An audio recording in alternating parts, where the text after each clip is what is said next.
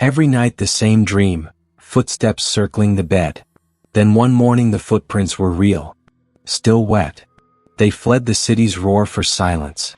The narrator and Emma sold everything, bought a battered RV, loaded their dog Rusty, and vanished into Oregon's deep wilderness. Their plot: endless pines, a lonely clearing, a whispering creek. 3 hours from any town. 20 agonizing minutes down a rock-gouged dirt road that clawed at the undercarriage. Isolation was the point. Freedom was the promise. The forest greeted them wrong. Shadows lingered too long. Branches seemed to lean closer. Their lone neighbor, Tom, gaunt eyes too still, handed them blackberry jam with a thin smile. "Too quiet out here," he murmured. "Gets inside your skull." His gaze followed them back to the RV like a weight on their necks. Days passed in forced normalcy. They cleared brush, stacked stones for a fire pit, planned the cabin. Rusty tore through undergrowth, barking at nothing.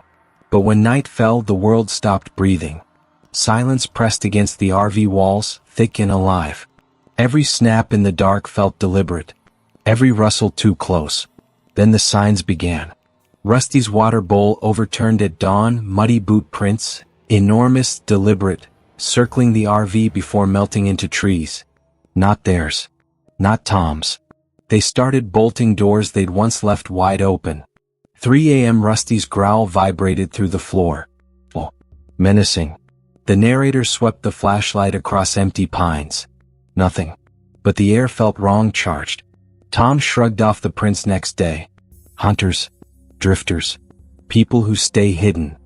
His knife flashed as he whittled. Some don't like new faces. Emma whispered later she'd heard footsteps by the creek, slow, watching, while Rusty sat beside her. Midnight. Tap, tap, tap. Soft at first. On wood. Then closer. Scraping metal now, slow, deliberate drags along the RV's flank.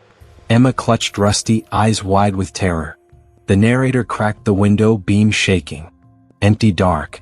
He shouted into the void. Silence answered.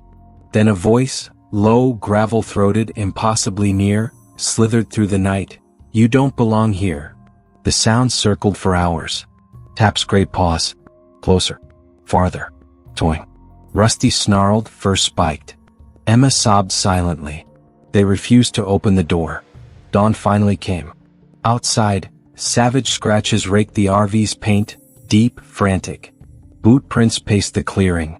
Rusty's tennis ball lay bisected beside the cold fire pit. On a pine at the edge, freshly carved, a circle slashed by 3 brutal lines. Terror snapped them into motion. They threw belongings into bags, abandoned the dream, the RV, everything. As they rattled down the dirt road, Tom stood motionless by his trailer. Watching. No wave. No expression. Just eyes. In town, frantic searches uncovered the truth. Vanished hikers, identical carvings, reports of silent figures haunting abandoned shacks, territorial and unseen. Police rarely bothered. Too remote. Too little proof. Now in a cramped city apartment, traffic noise is salvation. But at 3 a.m. the tapping returns in his skull. Emma sleeps with every light blazing. Rusty presses against them, ears pricked, staring at nothing. They escaped. Barely. The forest still watches that he sought silence. 4 months into his new life, the small log cabin near North Pond felt like freedom. Weathered walls, slanted roof, stone fireplace crackling at dusk. No neighbors.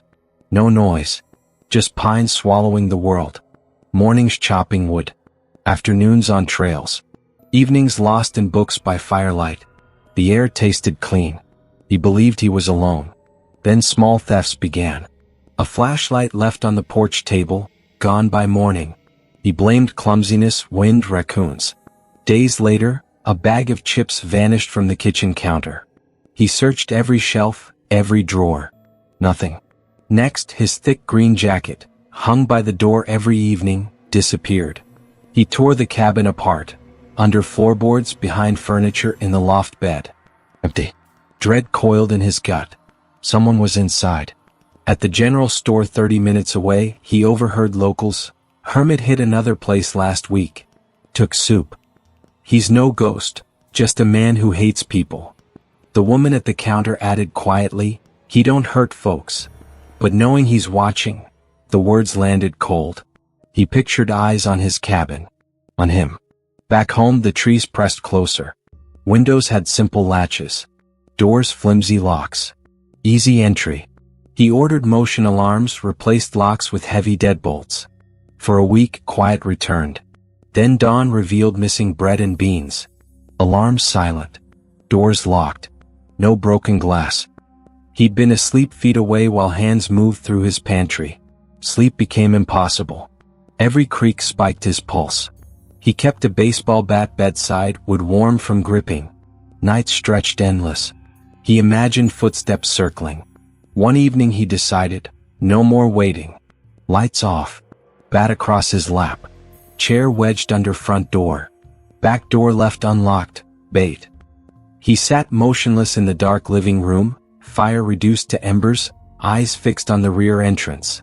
Clock ticked past midnight. 1, 2. Eyelids heavy. Cold coffee burned his throat. Then, a soft scrape. Boot on wooden steps. Knob turned slowly. Door creaked open. A thin figure slipped inside. Tattered jacket, patched pants, long greasy hair, scruffy beard. He moved like shadow straight to the pantry, pulling a can of soup. The man stepped forward. "Stop." Voice cracked but loud. The hermit froze, can in hand, eyes wide and sunken. Tired, not wild. They stared. Tension thick enough to choke. "Who are you?" No answer. "Why steal from me?" "I don't mean harm," raspy whisper. "Just need to get by." Recognition hit. The North Pond hermit. Not monster, desperate. Thin frame shaking slightly. The bat lowered a fraction. "This stops. Or I call sheriff. I know when you leave Tuesdays. Easier then." Chill ran deep. Wash. Routines mapped. Leave food outside. I'll put a box on the porch. But never come in again. Eyes widened. "You do that. Deal. Now go." Hermit set can down carefully, backed out, vanished into night. Next morning, box left, beans, tuna, bread, old sweater. By dusk, gone. Weekly ritual began. Break-in stopped. Once faint thank you drifted on wind. Nothing visible. Fear never left. Bat stayed by bed. Locks checked twice. Every snap outside made him wonder if eyes still watched from the trees. The woods, once refuge, now held secrets. He stayed. But solitude felt thinner, haunted by the ghost he fed. 7 months deep in remote forest, the small weathered cabin was his escape. Wooden walls, slanted roof, stone chimney. No town closer than 40 minutes down twisting dirt. Days filled with garden work, wood chopping, stream water hauls. Routine brought peace. Until it didn't. Footprints appeared first, large boot tracks circling the cabin, pausing at windows. Fresh each morning. He scanned trees. Nothing. Shovel vanished from locked shed next. Then hatchet. Tools gone without trace. Eyes seemed to follow him even in daylight. Stomach knotted every time he stepped outside. Nights worsened. Crunching leaves, slow deliberate steps. Too rhythmic for animals. He lay rigid, pulse hammering, convincing himself. Fox, deer. But the rhythm felt human. Watching. Waiting. One afternoon a stranger emerged from pines. Skinny, greasy brown hair, stained loose jacket. "I'm Tom. Live a few miles out. Got any copper?" "For my daughter's school thing." Voice shaky. Eyes darting. Never quite meeting his. Grip tightened on axe. "No copper. Take some old batteries."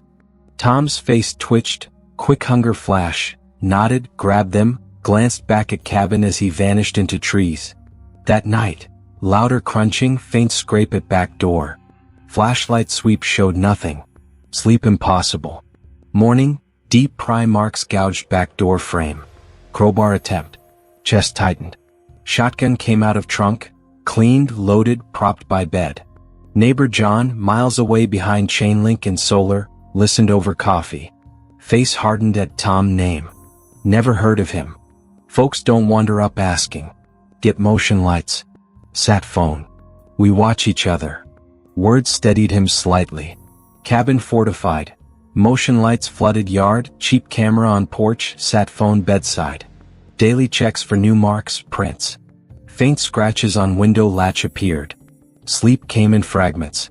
1 a.m. one night, creak inside, not outside. Heart stopped. Another creak. Soft shuffle from living room. Shotgun in hand, he slipped from bed, avoided squeaky boards. Moonlight cut across room. There, Tom hunched at desk, rifling drawers. Papers scattered. Flashlight knocked, beams slicing dark. Muttering low, frantic, grabbing metal. Screwdriver, knife, spoon. Floor creaked underfoot. Tom's head snapped up. Eyes wide, glinting. Frozen stare. Get out. Voice shook but shotgun rose steady. I wasn't gonna hurt you, just stuff for my girls. Out. Now. Tom stumbled back, hands half raised, bolted for back door. Fumbled lock, yanked it open, sprinted into black. Door slammed, bolted. Hands trembled, dropping key. He stood listening, footsteps fading, forest swallowing him. Dawn, bent window latch, dirt trail, crumpled papers. Close. Too close. While he slept. Called John. Lucky. Could have been worse. Feels bad. What if he returns? Might. Lights, camera, phone. We'll watch. New routine. Daily footage checks, footprint scans, double locks. Shotgun by door. Neighbors traded stories, stolen trucks, strangers in sheds. Not alone in threat. Cabin still home. But forest no longer refuge. Every rustle, every twig snap spikes heart. Freedom came at cost, constant vigilance. Someone always watches, waiting for the slip.